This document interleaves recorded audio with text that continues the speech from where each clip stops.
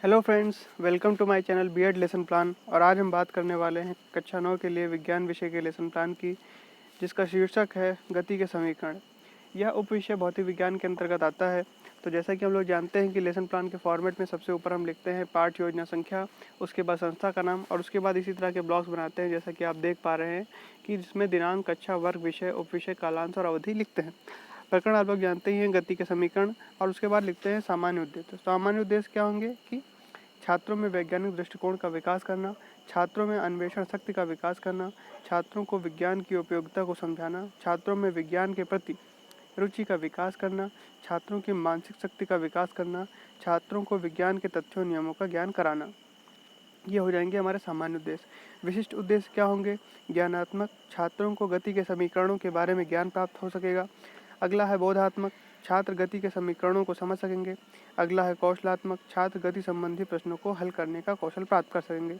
और कौशलात्मक में छात्र गति के समीकरणों से संबंधित अंकीय प्रश्न हल कर सकेंगे। शिक्षण विधि में व्याख्यान विधि एवं प्रदर्शन विधि का प्रयोग करेंगे।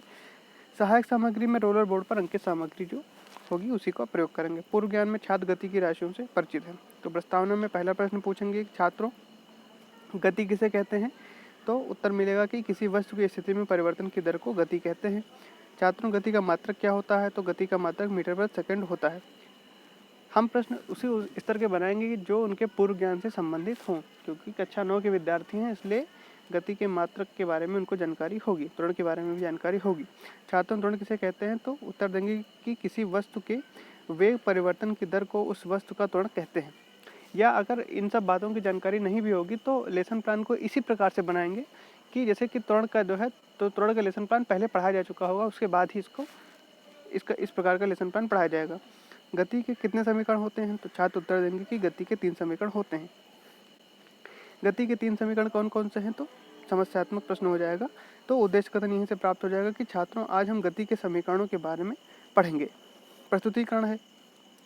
अब यहाँ पे 5 ब्लॉक्स बनाएंगे, जिसमें शिक्षण बिंदु, छात्र अध्यापक क्रियाएं, छात्र क्रियाएं और संपटकार लिखेंगे। तो गति का प्रथम समीकरण, तो इसको कैसे बनाएंगे? तो लिखेंगे कि माना कि किसी गतिशील वस्तु का प्रारंभिक वेग u तथा त्वरण a है। 1 सेकंड में t दूरी चलने पर अंतिम वेग v हो जाता है। तो छात्र क्रियाओं में लिखेंगे कि छात्र यहाँ पर ध्यानपूर्वक सुनेंगे। फिर यहाँ पे है कि 1 सेकंड में वस्तु के वेग में वृद्धि जो है वो a गुणे t होगी। ठीक है। तो फिर अगला है, फिर इसी में प्रश्न पूछ लेंगे कि छात्रों टी सेकंड में वस्तु के वेग में कितनी वृद्धि होगी? तो ऊपर जैसे बताया गया, तो छात्र उत्तर देंगे कि a गुणे टी हो जाएगी। फिर छात्रों प्रारंभिक वेग कितना होगा? तो प्रारंभिक वेग होगा u। अंतिम वेग कितना होगा? तो अंतिम वेग होगा v। समय और दूरी कितना होगा? तो समय t होगा और दूरी s होगा। अब 1 सेकंड में वस्तु के वेग में वृद्धि a, t सेकंड में वस्तु के वेग में वृद्धि a गुणे t हो जाएगी। अतः t सेकंड पश्चात वस्तु का वेग v बराबर प्रारंभिक वेग प्लस वेग में वृद्धि। तो v बराबर, v जो है वो अंतिम वेग है और बराबर में u प्रारंभिक वेग गुणे a प्लस a गुणे t हो जाएगा। तो ये पहला समीकरण हमारा निकल आएगा। फिर गति का दूसरा समीकरण कैसे सिद्ध करेंगे? तो शिक्षण बिंदु में लिखेंगे गति का द्वितीय समीकरण। अब गति के दूसरे समीकरण में माना किसी गतिशील वस्तु का प्रारंभिक वेग u है तथा एक समान त्वरण है t तथा एक समान त्वरण है और t सेकंड में s दूरी चलने के पश्चात वस्तु का अंतिम वेग बढ़कर v हो जाता है। तो छात्र यहाँ पर ध्यानपूर्वक सुनेंगे। अब पहला प्रश्न पूछेंगे कि 1 सेकंड में वस्तु के वेग में कितनी वृद्धि होगी? तो छात्र कहेंगे कि a वृद्धि होगी। गति प्रारंभ होने के पश्चात 1 सेकंड पहले वस्तु का वेग v प्लस a हो जाएगा। गति समाप्त होने के 1 सेकंड बाद कितना वेग होगा? तो v माइनस a हो जाएगा। तो वस्तु का औसत वेग कितना हो जाएगा? v प्लस a और गुणे में v माइनस a बटे 2 हो जाएगा। छात्र यहाँ ध्यानपूर्वक सुनेंगे। तो यहाँ पर निकल आएगा कितना? यहाँ पर बीच में प्लस का चिन्ह होगा, तो यहाँ पर प्लस a और माइनस a कट जाएगा और u प्लस v जो है बटे 2 आ जाएगा। यहाँ पर बीच में जो है ध्यान रखेंगे, यहाँ पर बीच में जहाँ पे ब्रैकेट है यहाँ पे प्लस का निशान लगाएंगे।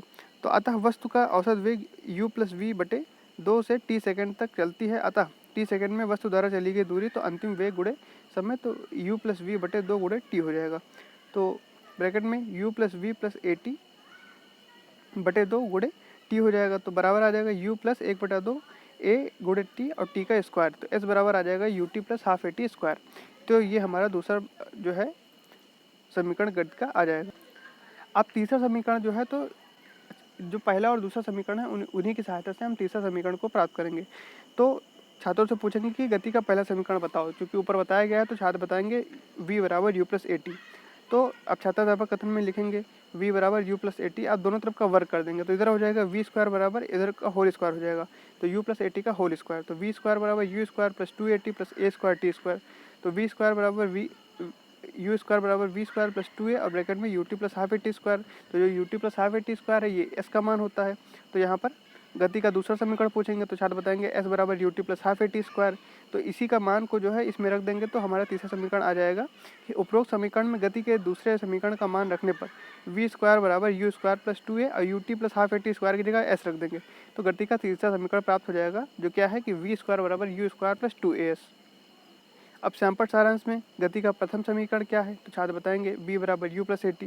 गति का द्वितीय समीकरण क्या है तो छात्र बताएंगे s बराबर ut plus half A T square. अब यहाँ पर जो सिर्फ इतना लिखा गया है आप बोर्ड पर लिखने का प्रयास करेंगे कि गति का पहला समीकरण है और उसके बाद में इसको पूरे वाक्य में उत्तर लिखेंगे और उसको बोर्ड पर भी लिखेंगे।